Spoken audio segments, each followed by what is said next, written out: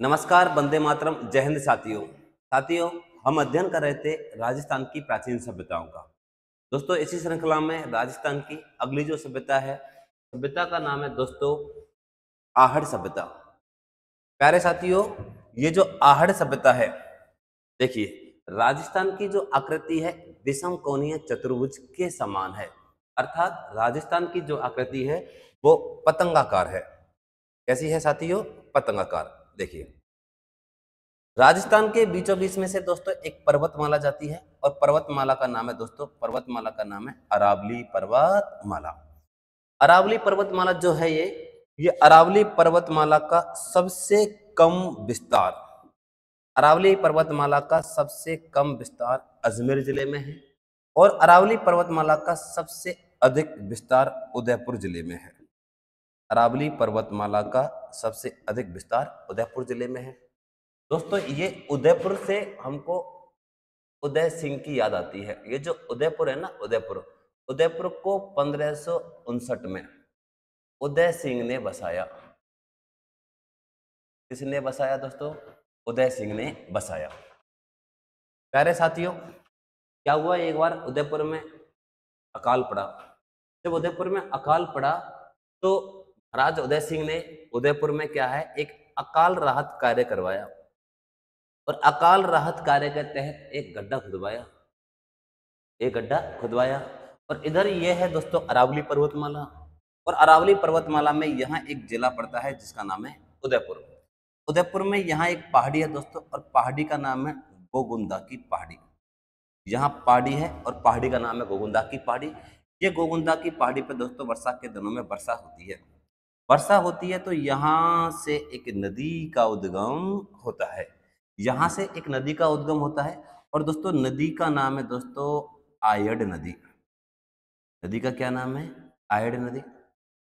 और आयड़ नदी का जो जल है, जो उदय सिंह जी ने ये जो एक गड्ढा खुदवाया, आयड़ नदी का जल इस गड्ढे में जाता है, गड्ढा फुल भरता है और उसके बाद में दोस्तों ये नदी और आगे बढ़ती है। आगे बढ़ने के बाद ये नदी एक दूसरी नदी में जाके मिल जाती है।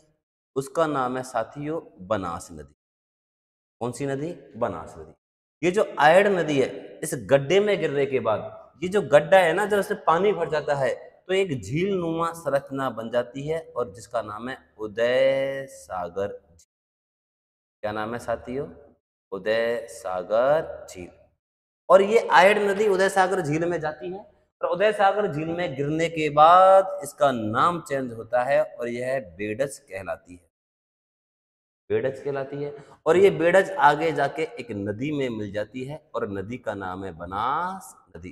साथियों, ये जो बनास नदी है, इसी के किनारे यहाँ एक सभ्यता का डेवलपमेंट होता है जिसका नाम है बनास संस्कृति। जिसका क्या नाम है दोस्तों? बनास संस्कृति। ये जो आयड़ नदी है, आयड़ नदी के आसपास का क्षेत्र, आयड़ नदी के आसपास का क्षेत्र आघाटपुर के नाम से जाना जाता है। कौन से नाम से जाना जाता है? आघाटपुर के नाम से जाना जाता है। दोस्तों देखिए, अरावली पर्वतमाला का सबसे कम विस्तार अजमेर में और सर्वाधिक विस्तार उदयपुर में। उदयपुर में पहाड़ी है जिसका नाम है गोगुंदा की पहाड़ी और गोगुंदा की पहाड़ी से एक नदी का उद्गम हुआ जिसका नाम है आयड़ नदी। आयड़ नदी उदय सागर झील में गिरी और उदय सागर झील में गिरने के बाद इसका नाम चेंज होता है और ये बेडज कहलाती है और ये बेडज आगे जाके बनास नदी में जाके मिल जाती है। इन्हीं के किनारे यहाँ एक सभ्यता का डेवलपमेंट होता है, उसका नाम है बनास संस्कृति। ये जो बनास संस्कृति है दोस्तों, बनास संस्कृति है, इसको आहड़ सभ्यता भी कहते हैं। इसे क्या कहते हैं? इसको आहड़ सभ्यता भी कहते हैं। देखो सभ्यता का नाम है आहड़ और ये आहड़ सभ्यता जो है दोस्तों उदयपुर जिले में है। ये कहाँ पे है? ये उदयपुर जिले में पड़ती है। और दोस्तों नदी, जिस नदी के किनारे है और नदी का नाम है दोस्तों आयड़ नदी। नदी कौन सी? आयड़ नदी। और आयड़ नदी के आसपास या इसका स्थानीय नाम, यहाँ दोस्तों इस सभ्यता का स्थानीय नाम। इस सभ्यता का स्थानीय नाम है दोस्तों धूलकोट। इस सभ्यता को यहाँ स्थानीय भाषा में धूलकोट कहते हैं। क्या कहते हैं? धूलकोट। और ये जो धूलकोट है इसका दोस्तों शाब्दिक अर्थ, इसका शाब्दिक अर्थ होता है, सेकंड ग्रेड में पूछा गया ये, रेत का टीला। इसका शाब्दिक अर्थ क्या होता है? रेत का टीला। प्यारे साथियों, ये तो क्लियर हुआ कि हम एक सभ्यता पढ़ रहे हैं और सभ्यता का नाम है आहड़ सभ्यता। साथियों, ये जो आहड़ सभ्यता है ना, आहड़ सभ्यता, आहड़ सभ्यता की खोज, आहड़ सभ्यता की खोज हुई 1953 में। कब खोज हुई? 1953 में। और इस सभ्यता की खोज की दोस्तों अक्षय कीर्ति व्यास ने। किसने की? अक्षय कीर्ति व्यास ने। आहड़ सभ्यता की खोज 1953 में अक्षय कीर्ति व्यास ने की। और इस सभ्यता की खुदाई, जीके की भाषा में दोस्तों खुदाई को उत्खनन कहते हैं। जीके की भाषा में खुदाई को क्या कहते हैं? उत्खनन। और ये जो सभ्यता है इसका जो उत्खनन हुआ 1955-56 में। इसका उत्खनन कब हुआ? 1955-56 में रतन चंद्र अग्रवाल व एच.डी. सांकलिया ने किया। इस सभ्यता का जो उत्खनन हुआ वो रतन चंद्र अग्रवाल, रतन चंद्र अग्रवाल व एच.डी. सांकलिया, रतन चंद्र अग्रवाल व एच.डी. सांकलिया ने किया। एच.डी. सांकलिया का मतलब है हसमुख धीरजलाल सांकलिया। देखिए दोस्तों, ये जो सभ्यता है ना, ये आहड़ जो सभ्यता है, ये एक ग्रामीण सभ्यता है। ये कैसी सभ्यता है? ये एक ग्रामीण सभ्यता है। हमने पढ़ी कालीबंगा सभ्यता, तो कालीबंगा सभ्यता थी नगरीय सभ्यता, और जबकि ये कैसी है? ग्रामीण सभ्यता।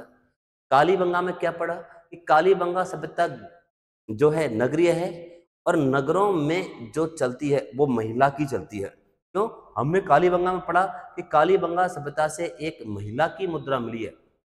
महिला की मुद्रा यानी कि उसके मुद्रा पे, पैसे पे एक महिला बैठी हुई थी। इसलिए हमने अंदाजा लगाया कि यहाँ के जो परिवार होंगे वो मां सत्तात्मक होंगे। लेकिन ये जो सभ्यता है आहड़, ये दोस्तों एक ग्रामीण सभ्यता है और गांवों में पिताजी की चलती है। इसे हम एक अंदाजा लगा रहे हैं कि ये जो आहड़ सभ्यता है ये एक ग्रामीण सभ्यता है। तो ग्रामीण जो सभ्यता होती है, ये जो सभ्यता है दोस्तों, ये पितृसत्तात्मक है। ये सभ्यता पितृसत्तात्मक, सॉरी, ये जो सभ्यता है ये पितृसत्तात्मक सभ्यता है। अब देखो, पितृसत्तात्मक है यानी कि परिवारों में पिता की चलती है, पुरुष की चलती है। जब परिवारों में पुरुष की चलती है तो जो परिवार की जो प्रणाली है वो एकल ना रह करके संयुक्त रहती है। हर कोई आदमी या हर कोई पिता चाहता है कि मेरे 7 भाई और सातों एक साथ रहें। इसलिए इससे ये अंदाजा लगाया जाता है कि ये जो आहड़ सभ्यता है, यहाँ के जो परिवार है, यहाँ के जो परिवार हैं, परिवार कैसे हैं? पितृसत्तात्मक। और परिवार की जो प्रणाली है, परिवार की जो प्रणाली है वो है दोस्तों संयुक्त परिवार प्रणाली। कैसी? संयुक्त परिवार प्रणाली। आहड़ सभ्यता के परिवार की प्रणाली है संयुक्त परिवार प्रणाली। यानी कि यहाँ के जो परिवार हैं दोस्तों वो एक प्रकार से संयुक्त परिवार है, संयुक्त। देखिए दोस्तों, अब परिवार जब संयुक्त होंगे तो पूरा कुटुंब परिवार एक साथ में रहेगा। जब पूरा कुटुंब परिवार जब एक साथ में रहेगा तो खाने के लिए अनाज भी काफी चाहिएगा।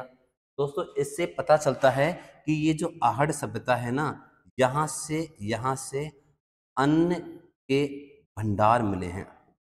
यहाँ से क्या मिले हैं? अन्न के भंडार मिले हैं, अनाज के कोठे मिले हैं। अब अनाज के कोठे मिले हैं। देखिए, अब पूरा पूरा कुटुंब परिवार एक साथ में रहेगा तो अनाज के भंडार भी रखने पड़ेंगे और अनाज के कोठे भी रखने पड़ेंगे। देखो, अनाज के गारे मिले हैं, अनाज के क्या मिले हैं? गारे मिले हैं। अनाज को भरने का कच्ची मिट्टी का जो एक स्टॉक करने का नाच को जो बनाया जाता है, जिसे गारे कहते हैं, जिसको ग्रामीण भाषा में ओबरी भी कहते हैं। क्या कहते हैं? ओबरी। यानी कि इस सभ्यता से अन्न के भंडार, अनाज के कोठे, गारे और ओबरी के साक्ष्य मिले हैं। दोस्तों, आहड़ सभ्यता से तावे तावे के औजार मिले हैं। ये जो सभ्यता है ना आहड़, इस आहड़ सभ्यता से क्या मिला है? तो आहड़ सभ्यता से देखिए, ये जो सभ्यता है आहड़, आहड़ से तावे तावे के, आहड़ सभ्यता से तावे तावे के औजार मिले हैं। इस सभ्यता से तावे तावे के औजार मिले हैं। दोस्तों, इसीलिए इस सभ्यता को ताम्रवती सभ्यता कहते हैं। इस सभ्यता को ताम्रवती सभ्यता कहते हैं, या तो ताम्रवती सभ्यता कहते हैं, या ऐसे कहो, इस सभ्यता को हम ताम्र नगरी, इस सभ्यता को हम ताम्र नगरी सभ्यता भी कहते हैं।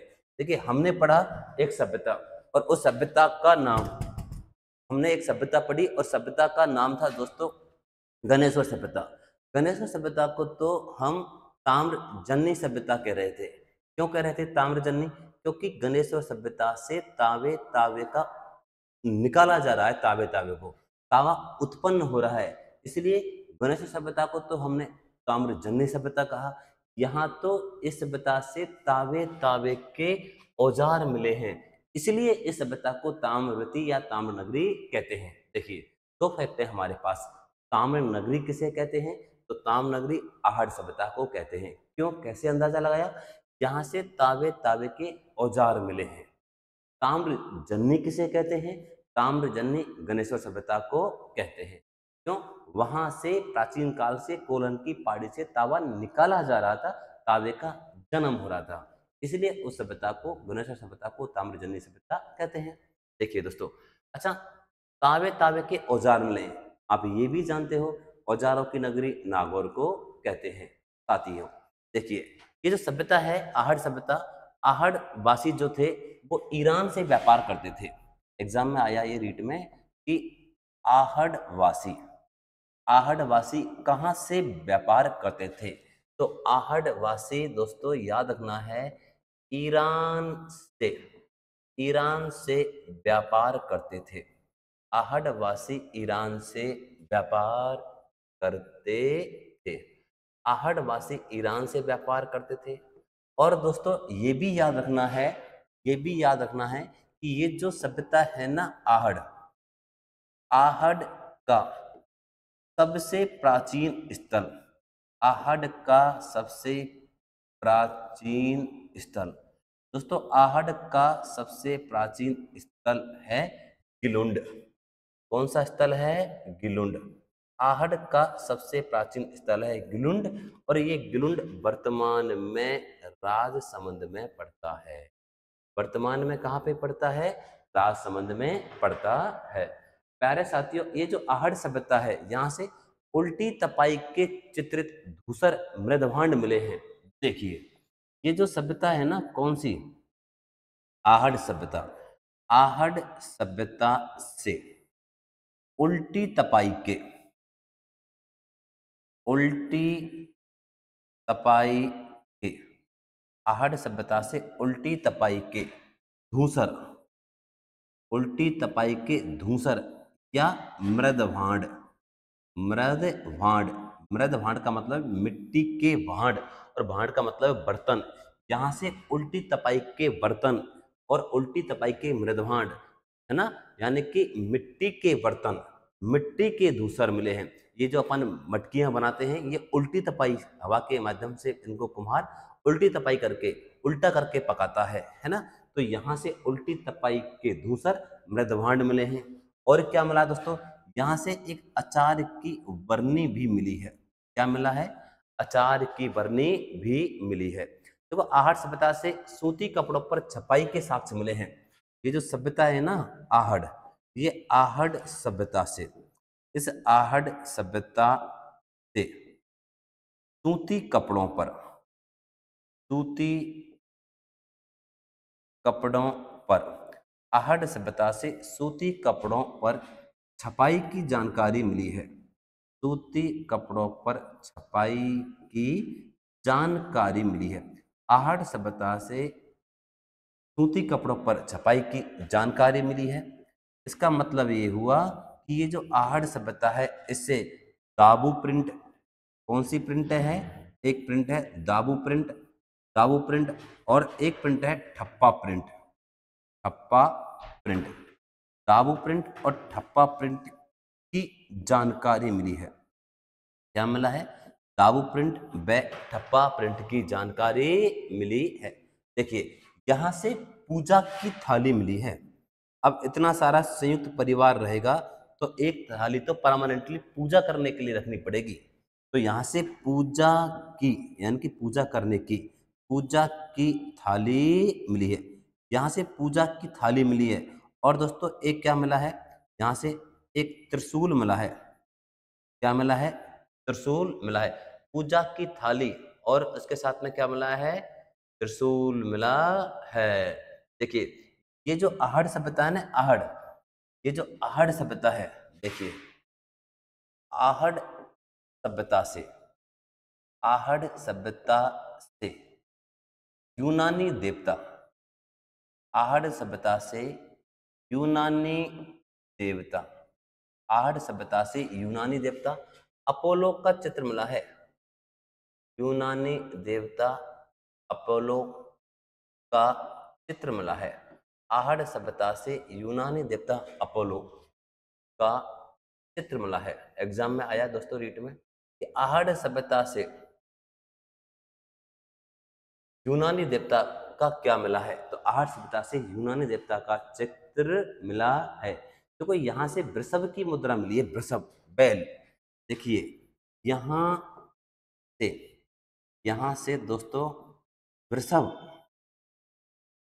वृषभ की मुद्रा, आहड़ सभ्यता से वृषभ की मुद्रा मिली है। आहड़ सभ्यता से क्या मिली है? वृषभ की मुद्रा मिली है, जिसे बनासियल कहा गया है। जिसे क्या कहा गया है? जिसे बनासियल, जिसे बनासियल कहा गया है। इसे क्या कहा गया है? इसे बनासियल कहा गया है। देखिए ये जो आहड़ सभ्यता है ना, यहां से धान पीसने की चक्की मिली है दोस्तों। यहां से क्या मिला है? धान पीसने की, धान पीसने की चक्की मिली है। आहड़ सभ्यता से धान पीसने की चक्की मिली है। देखिए साथियों, और ये जो आहड़ सभ्यता है का जो कालक्रम था वो 18 ईस्वी पूर्व से 1200 ईस्वी पूर्व था, है ना। कई बार कालक्रम भी पूछ लेता है। तो आहड़ सभ्यता का कालक्रम 1800 ईस्वी पूर्व से 1800 ईस्वी पूर्व से 1200 ईस्वी पूर्व का है। याद रहे दोस्तों, हमने एक सभ्यता का अध्ययन किया है और सभ्यता का नाम है आहड़ सभ्यता। सभ्यता का क्या नाम है दोस्तों? आहड़ सभ्यता। और ये जो आहड़ सभ्यता है एक जिले में स्थित है और जिले का नाम है दोस्तों उदयपुर। कौन से जिले में है? उदयपुर जिले में है। देखिए ये एक पर्वतमाला है। कौन सी पर्वतमाला है? अरावली पर्वतमाला। अरावली पर्वतमाला का सबसे कम विस्तार हमने बताया अजमेर जिले में है, और सर्वाधिक विस्तार कौन से जिले में है? उदयपुर जिले में है। उदयपुर से हमको याद आई दोस्तों उदय सिंह की, और उदय सिंह ने उदयपुर को बसाया 1559 में। कब बसाया? 1559 में। याद रहे उदयपुर से जस्ट 100 साल पहले जोधपुर की स्थापना हुई। जोधपुर की स्थापना कब हुई? 1459 में। कब हुई थी? 1459 में। ये जो उदय सिंह है, उदय सिंह ने एक बार क्या किया, उदयपुर में अकाल राहत कार्य के तहत एक बार एक खड्डा खुदवाया, और जो एक गड्ढा खुदवाया दोस्तों, इसमें कालांतर में आयड़ नदी का पानी आता है, और आयड़ नदी इस उदय सागर झील में गिरने के बाद क्या कहलाती है? बेड़ज कहलाती है। और ये बेड़ज नदी आगे जाके एक नदी में मिलती है जिसका नाम है बनास नदी। और इस बनास नदी के किनारे एक सभ्यता का डेवलपमेंट हुआ जिसका नाम है बनास संस्कृति। इस बनास संस्कृति को हम आहड़ सभ्यता भी कहते हैं। साथियों सभ्यता का नाम है आहड़, किस जिले में, उदयपुर में, किस नदी के किनारे, आयड नदी के किनारे। इस आहड़ सभ्यता को स्थानीय भाषा में धूलकोट कहते हैं और धूलकोट का शाब्दिक अर्थ क्या होता है, रेत का टीला। प्यारे साथियों, आहड़ सभ्यता की खोज 1953 में किसने की, अक्षय कीर्ति व्यास ने की। और इस सभ्यता का उत्खनन 1955-56 में किसने किया, रतन चंद्र अग्रवाल व HD साकलिया ने, हसमुख धीरजलाल साकलिया ने किया। ये एक ग्रामीण सभ्यता है। अब ग्रामीण सभ्यता है तो परिवार कैसे होंगे, पितृसत्तात्मक होंगे, और परिवार जब पितृसत्तात्मक होंगे, परिवार में पता की चलेगी, तो परिवार की प्रणाली कैसी होगी, संयुक्त परिवार प्रणाली। याद रखना है दोस्तों, संयुक्त परिवार प्रणाली की जानकारी कहाँ से मिली है, तो आहड़ सभ्यता से मिली है। यहाँ से साथियों अब संयुक्त रहेगा परिवार, काफी सारे आदमी रहेंगे तो उनको तो अनाज का स्टॉक रखना पड़ेगा, इसलिए यहाँ से अन्न के भंडार मिले हैं। कहाँ से, आहड़ सभ्यता से अनाज के कोठे मिले हैं, यानी कि अनाज के गारे मिले हैं, और अनाज की क्या मिली है, ओवरी मिली है। साथियों आहड़ सभ्यता से तावे तावे के औजार मिले हैं, यूं तो औजारों की नगरी नागौर को भी कहते हैं। तावे तावे के औजार मिले हैं, इसलिए इस सभ्यता को ताम्रवती सभ्यता कहते हैं, ताम्र नगरी कहते हैं, ताम्रजननी नहीं कहते।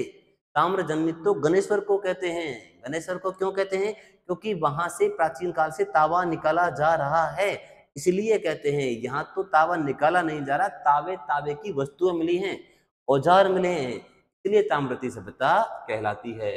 प्यारे दोस्तों, आहड़वासी कहाँ से व्यापार करते थे, ईरान से व्यापार करते थे। और आहड़ का सबसे प्राचीन स्थल कौन सा है, गिलुंड, जो वर्तमान में कहाँ, राजसमंद में। और आहड़ सभ्यता से उल्टी तपाई के धूसर, बोले तो मृदभांड, बोले तो मिट्टी के बर्तन मिले हैं, एक बरनी भी मिली है। इतने सारे लोग रहेंगे, संयुक्त परिवार रहेगा, तो दोस्तों कहाँ से सब्जी आएगी, इसलिए अचार से भी खाना पड़ेगा, इसलिए अचार को भरने की क्या मिली है, बरनी भी मिली है।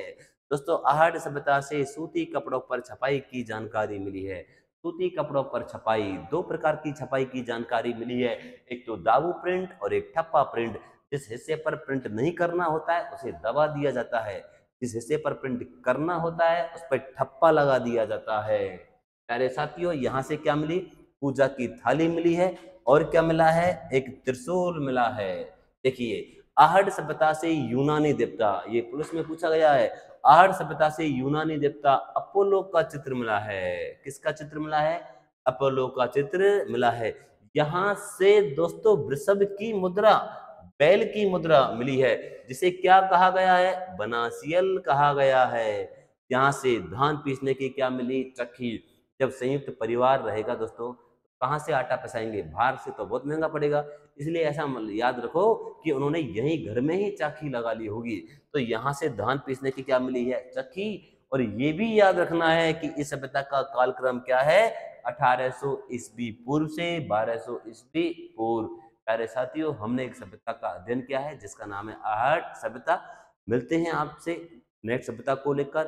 Thank you so much, take care, धन्यवाद।